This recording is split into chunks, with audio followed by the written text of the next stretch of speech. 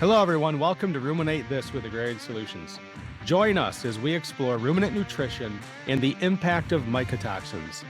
Here, we challenge your curiosity and explore new industry insights and research to optimize your herd's health and performance. All right. Hey, welcome everybody to the Ruminate This podcast. I'm your host, Scott Zare. We're going to be talking about the nutrient resource pie that is your cow's TMR or feed stuff that she consumes on a daily basis. And to join in the discussion with me is going to be Dr. Larry Roth today, the Vice President of Nutrition. Am I getting that right, Larry? Vice President of Nutrition here at Agrarian Solutions. Larry, you'd think after being with the company a couple of years now, I'd remember your job description, or at least your job title. Your description changes by the day, right? Yes, there you go. So, yeah, we're going to have a pretty cool discussion here today about when an animal consumes the food you put in front of her today, how she utilizes that, and the factors that go into what she does with that nutrient pie, if you would.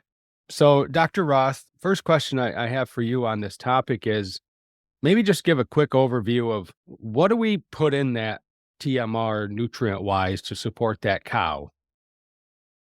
And the second part of that question is, so the first part is what does she need? And then the second part I'll ask you to touch on is how does she determine where it goes? What goes into that biologically or so on? Okay. Wow. That's a big question. I won't get into nutrient requirements, but we can basically break it down to she's got energy that may be coming from the starch, fermentable carbohydrates, the fat that she's consuming.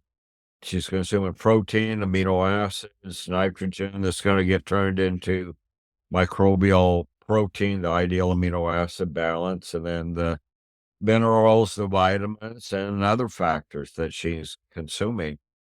We're feeding the cow, but to an extent, we're feeding the rumen. Some of these nutrients are going to get processed. Some will get improved in the rumen. Others will be degraded. And so we get into all kinds of things. What can we do to protect nutrients in the rumen? What can we do to synchronize energy and nitrogen availability to help make more microbial protein? But yeah, we think about we're feeding the cow, but really we're feeding the rumen, and then we're feeding the host animal.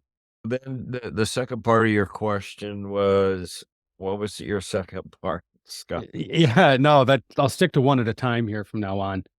The second part of the question would be, once she does consume that TMR for the day, she's processing those nutrients in the rumen and subsequently the rest of her stomach, small intestine. How does she determine where those nutrients end up? Is there a hierarchy of needs just naturally? You bet. Yeah, certainly the cow has a hierarchy for how the nutrients are used. First thing she's going to do is think about staying alive. She's going to have maintenance requirements, and I'm going to put the immune system as part of that. So when she has an immune load on her, for whatever reason, that's going to cause more nutrients to come over here to just basically staying alive. We think of the first and second lactation animal as also going to have nutrients that are going to go into growth. Hence the importance of having these animals big enough by the time that they freshen so that more of the nutrients can go into productive purposes as well as just growing. And then she starts thinking about making milk. I mean, she's wired by nature that she's supposed to take care of a calf that's standing beside her. In our dairies, there is no calf standing beside her, but she's still putting milk or putting nutrients into milk.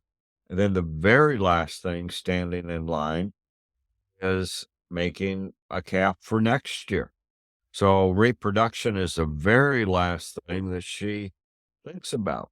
But that's what we need her to do, get pregnant and stay pregnant so that we have a calf next year. So she's producing milk for that next lactation. So always think of it as staying alive. And I'm going to put the immune system in with that part of that maintenance requirement, which may not be exactly true because that's going to vary. And with maintenance, there's also going to be nutrient requirements for heating her during the Mhm. winter and then cooling her during the summer, and then growth and lactation, and then finally reproduction. That hierarchy of needs, there's determining factors, if I'm understanding you correctly, of where she's going to allocate nutrients. You started to touch on it. If she has an immune load or, a challenge to her immune system, she's going to pull nutrients one way or the other, depending on how she sees fit. Can you describe for us maybe what type of immune challenges she deals with on a daily or sometimes region or Uh, yearly basis, if you would? You bet. Yeah, well, we can start with on a daily basis. She's always exposed to respiratory pathogens. She's exposed to allergens that she's breathing in. So the immune system has to defend the respiratory tract. Probably the largest immune organ in the body is going to be the digestive tract. If we start thinking about square inches or square millimeters, it's going to be the digestive tract. She's consuming pathogenic bacteria, viruses. She's consuming protozoa that are going to be pathogenic. So she has to defend herself against that. And then we have things that happen that cause us to lose the tight junctions in the small and large intestine where the cells come together. Things like dehydration, heat stress, other things that come along. And then what was a tight junction, a very important part of the digestive tract as an immune organ. Now those are open and they're an interstate highway for the bad stuff to drive right into the body. And so we start thinking of the skin as well as being an important part of the immune system. Her different parts of her body are there to defend her against invading agents getting in. So again, her immune system has to deal with things on a moment by moment basis. And those challenges can vary as we go through the course of the year. It's winter time and the birds come to roost in the freestall. They're out there at the corn silage bunker picking all the corn out, and they leave their droppings as a thank you for giving them a place to live. We think of Clostridia that may be coming from the haylage that were incorporated back during harvest. So, man, the body is always under all of these different challenges. And then we have things like calving, where we have changes in internal tissues. We had the free radicals, and free radicals aren't people that escaped from Berkeley in the 60s. It's these electrically charged particles that are bounce around inside the body like a cannonball, destroying other cells and tissues. And so it's so dynamic what is going on in the body on a moment by moment basis, depending upon what the challenge is. But the cow is so uniquely designed, just as we are, to have so many different elements of the immune system to defend her. But she's got to have energy. She's got to have amino acids. She's got to have trace minerals, vitamins, the antioxidants. All of these things come into play for supplying the immune system. I think of the immune system as being the body's military. And if that military is starved for resources, it's not able to adequately protect the cow. But if we can appropriately supply the immune system, it ultimately protects her better so that nutrients can go for what I'm going to call more productive purposes, lactation and reproduction. And in some situations, really, we should consider growth to be a productive purpose because she does have to grow Right, after all. right. So, Scott, we think of the importance of cooling. Cooling helps to repartition nutrients to the cow is not heat stressed. We're better able to maintain the tight junctions. We don't have stuff getting into the body. And so consequently, nutrients can go to more productive purposes. Same with keeping an animal warm in the wintertime. Same with Yep. keeping an animal comfortable. Anything that stresses the cow, anything that raises cortisol levels is going to change the other hormones, going to change the flow of nutrients. So that cow has a set of resources to work with. We just have to be thinking about what are the factors that she's dealing with and how is she going to shift those set resources. It brings me to my next question.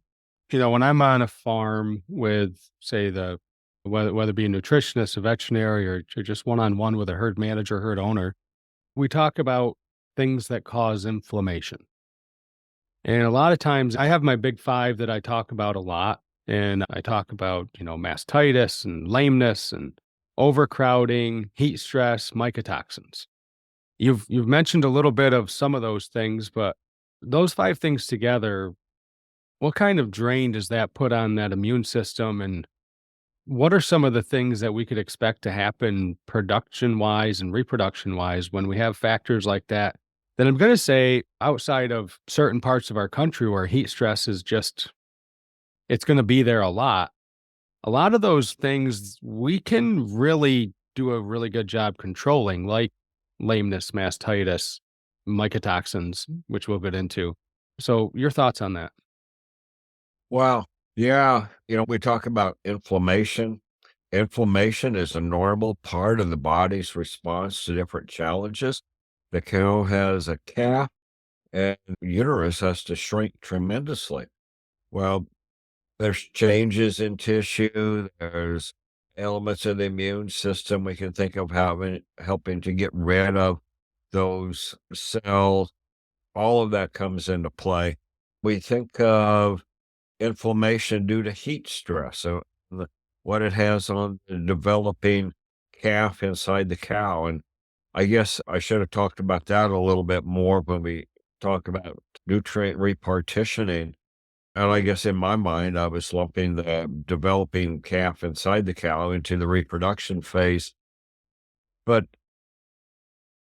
the last third of her gestation is the time of greatest fetal growth. She needs energy. She needs amino acids. She needs minerals. She needs vitamins for the developing calf. And so that shuts nutrients away from making milk. And there's all kinds of things going on hormonally that maybe a little bit outside of our scope for this conversation.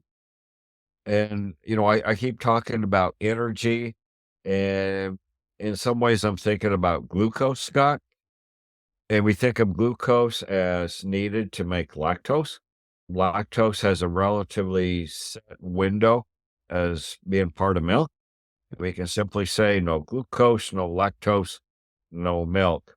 Well, glucose is needed for any rapidly developing cell in the body, be it the follicle that's going to be releasing the egg to be fertilized to turn into an embryo. And then we need glucose to help that keep developing. So you've got this constant competition for nutrients. What is her biggest challenge at the moment? And we always come back to her hierarchy of needs: stay alive, the immune system, growth, make milk, reproduction. And again, I'm going to include the developing calf in that. So we can make this very complicated or we can make it very simple. What is she dealing with today? What is the challenge? And I'm going to say challenge, Scott, because stress implies mismanagement. Yep. Well, changing the reproductive tract after she has a calf isn't really a stress, it's a challenge. It's going to happen, but she's got to deal with that so that she can get on with other parts of her life, shall we say. Yeah, what you're talking about here reminds me of my days with reproduction consulting. And the thing is, repro is always the first to go. And so what you're talking about is if we're struggling getting cows pregnant, certainly there's a whole litany of things that go into getting cows pregnant. When I was taught how to breed cows by Doug Baker, he told me in order to get a cow pregnant, you have to have the stars align and the moon has to be right and the sun has to be right. It's almost an act of God. And he's not that far off in reality, because there's things like the way we inseminate cattle, the types of heat detection methods we use, so on and so on. Speaking nutritionally, though, if we're seeing repro on a slow and steady decline, or even if it's just an event where this month we didn't get cows pregnant, nutritionally speaking, what is that telling us? You bet. Yeah. So we're dealing with nutrition challenges right now here today, but those challenges can be reflecting on what happened before. There's research that says whatever happens to the cow the first 3 weeks of lactation, after she's gone through her most stressful day of the year, is going to affect when she gets pregnant and if she stays pregnant, even 200 days in milk. I mean, that's amazing. Yeah. And so when you start thinking about that, little, I'll say little, maybe they may be big challenges that come early on influence her partitioning nutrients, her repairing her body, her hormonal balance, as much as 200 days later.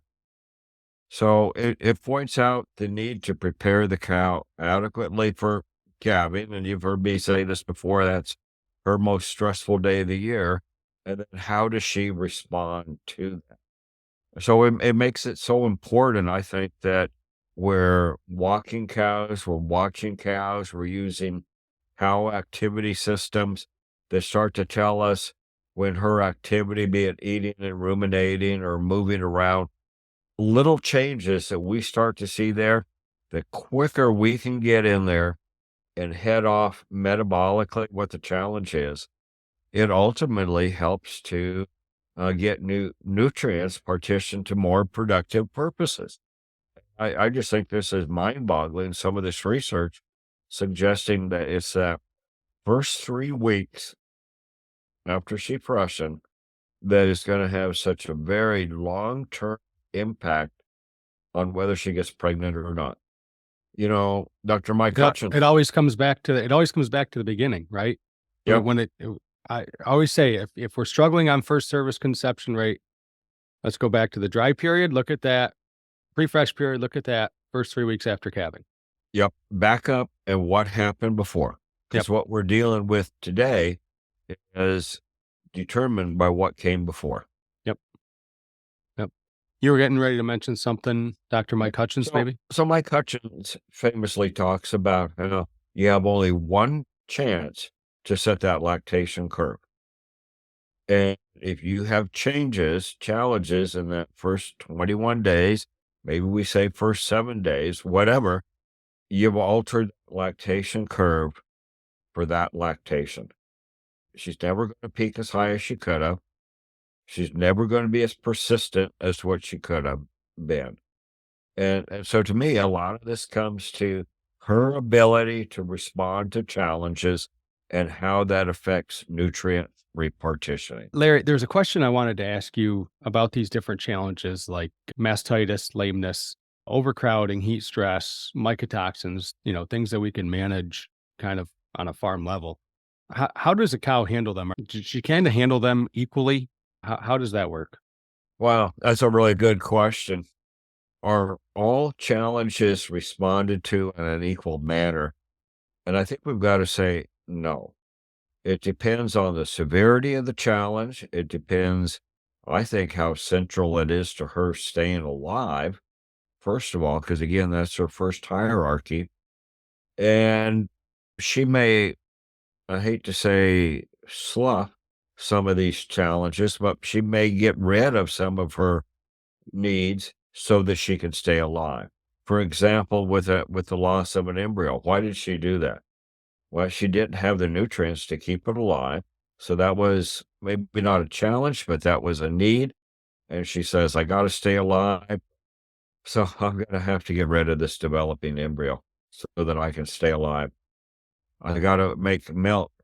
She's wired again for that calf standing beside her, even though there isn't a calf there. She's still wired that way. one of the biggest challenges is what happens in the digestive tract, the Mm, small and the large intestine. Again, I like to think of the digestive wall as being like a castle wall. Think of that medieval castle where it's protecting the people who live inside the castle against the barbarians outside. And the barbarians are trying to make any little hole in that castle wall so that they can get inside. Well, that's the way it is with pathogens. That's the way it is with mycotoxins. That's the way it is with endotoxins that are created by organisms in the small intestine.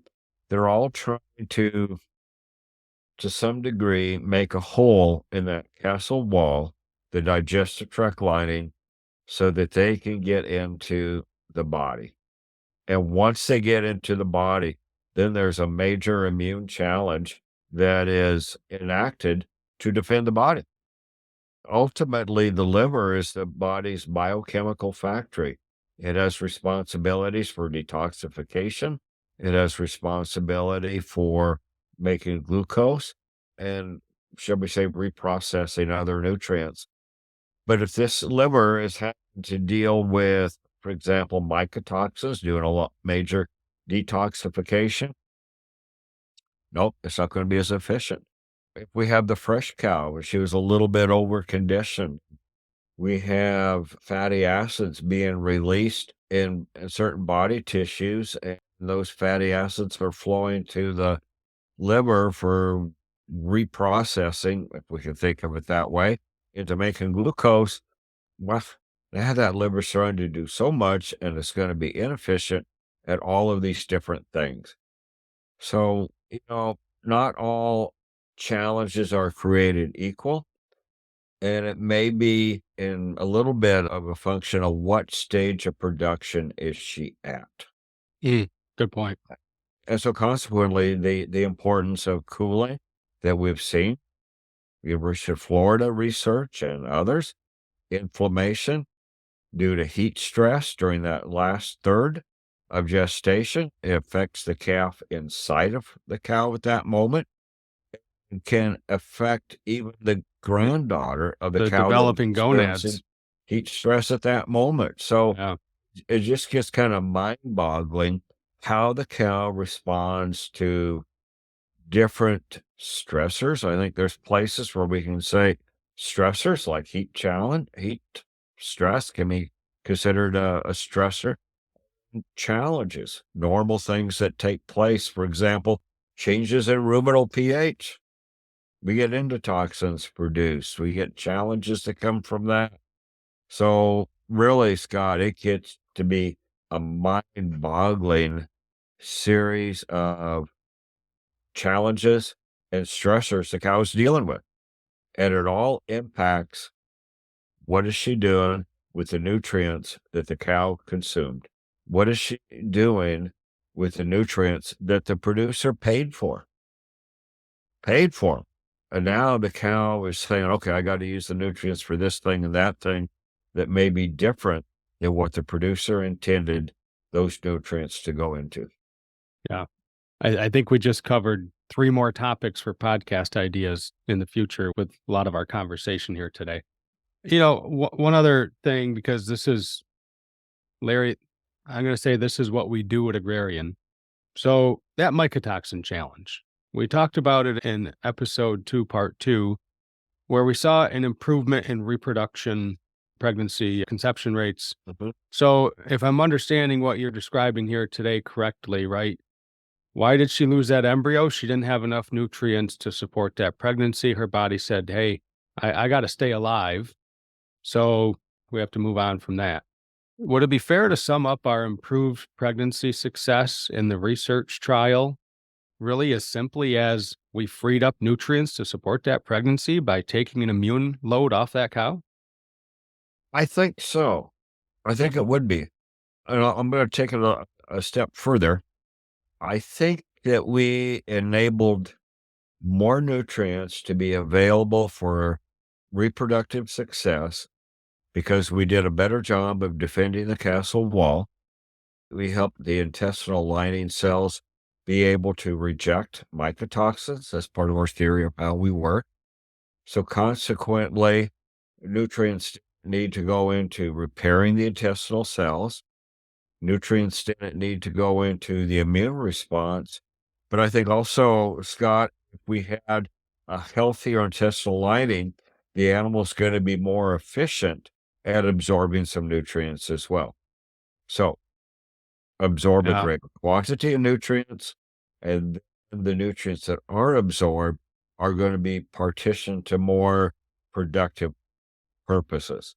We talked about it in the first part of our conversation about the DTX research. With first lactation cows, we did not see a statistical increase in milk production. So what did they do with those nutrients? Well, we weigh the heifers. Okay. We didn't weigh those first lactation cows. Did they take some of the nutrients that they had? I'm saying that they probably absorbed a greater quantity of nutrients, having a healthier intestinal lining. Did some of those nutrients go to growth? Well, we don't know because we didn't weigh the first lactation cows, but we really did have a statistical increase in reproductive success. Yep. More got pregnant and stayed pregnant. So that was a use for the nutrients that were available. Greater quantity of nutrients absorbed, I'm going to theorize. Plus, we had nutrients now that could be partitioned off for productive purposes. Didn't happen for milk production, but it certainly did happen for reproductive success. Awesome. Well, Larry, I appreciate you joining the conversation today to talk about the nutrient pie, that is the feed stuff we put in that cow every day and how she determines where those nutrients go. It certainly has challenged my way of thinking about that in terms of that hierarchy of needs, the immune system, body growth, production, and lastly, reproduction, and answers a lot of questions, especially the age-old question, or the age-old statement, rather. Repro is always the first to go. Now we kind of understand why. Yep. So again, Larry, thank you, and I will see you again on the next podcast. All right. Thank you, Scott. Appreciate it. Thanks. Thank you for listening to Ruminate This with Agrarian Solutions. Look for our next episode in 2 weeks.